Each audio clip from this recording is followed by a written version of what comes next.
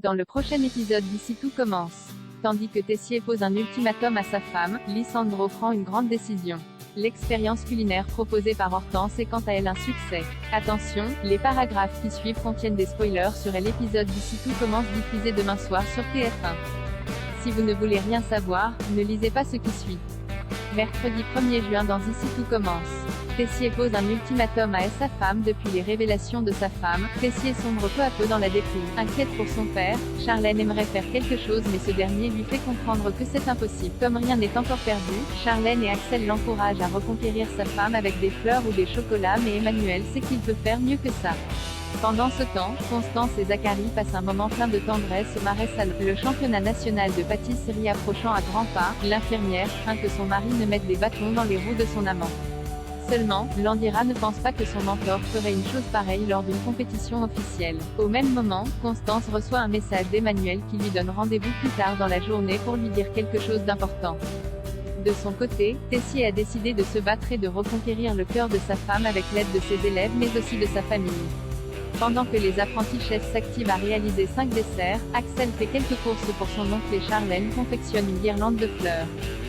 Dans l'après-midi, Constance rejoint son mari dans un décor féerique.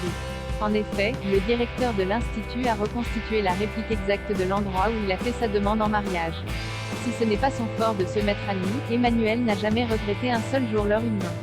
Après avoir lancé une musique romantique, il lui propose une dégustation de desserts qui représente chacune un moment de leur histoire, leur rencontre, la première fois qu'ils se sont dit « je t'aime », leur mariage, la naissance de Théo ainsi que celle de Charlène.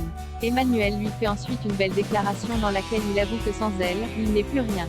Même si elle est touchée, Constance a toutefois encore besoin de temps pour réfléchir. Non loin de là, Zacharie a la tête ailleurs et confie à Mehdi et Célia qu'il est un peu stressé à l'idée de ne pas savoir ce que fait Constance.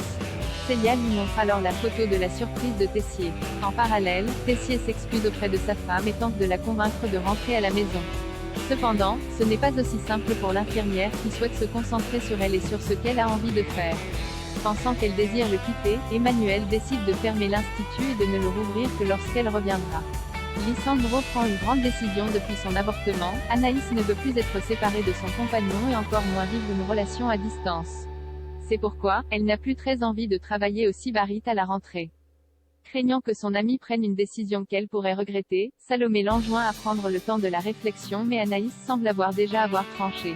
Dans la mesure où elle aime Lisandro bien plus que sa carrière, la jeune femme est prête à lâcher le job de ses rêves pour lui. Plus tard, Antoine informe Anaïs que Lorraine Belvaux a tenté sans succès de la joindre à plusieurs reprises. Comme elle a besoin d'avoir ses dates pour organiser son arrivée au Sybarite, il lui demande donc de la rappeler au plus vite. Lisandro, qui a entendu leur conversation, comprend immédiatement qu'Anaïs a encore des doutes concernant le palace parisien. Refusant de l'avoir sacrifié son avenir pour lui, il lui rappelle que ce poste est une véritable opportunité mais Anaïs assure qu'elle ne regrettera jamais de l'avoir choisi. Par la suite, Lisandro rencontre Antoine pour lui expliquer la situation. Afin d'empêcher la femme qu'il aime de passer à côté d'une telle chance, il veut démissionner afin de la suivre à Paris à la rentrée.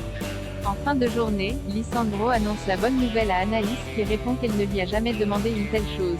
Néanmoins, Lisandro n'a aucune envie d'être séparé d'elle et ne voit pas pourquoi ce serait à elle de renoncer à son travail.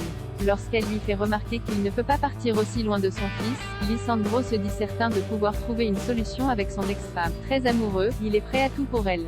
L'expérience culinaire proposée par Hortense est un succès pour faire découvrir la miraculine aux clients du Douglas. Hortense a choisi de revisiter une entrée d'Auguste Armand, la mousse de tourteau.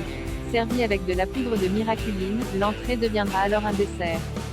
Madame Leroux, une habituée, vient déjeuner au Douglas et commande l'expérience miraculeuse pour le dessert. Quand Hortense lui présente la mousse de tourteau, la cliente pense immédiatement que c'est une erreur avant de se laisser tenter. Subjuguée, Madame Leroux se rend ensuite en cuisine pour féliciter les chefs aux grandes dames de Clotilde qui attend que la cliente soit partie pour leur passer un savon. Selon elle, la miraculine n'a pas sa place dans un restaurant gastronomique.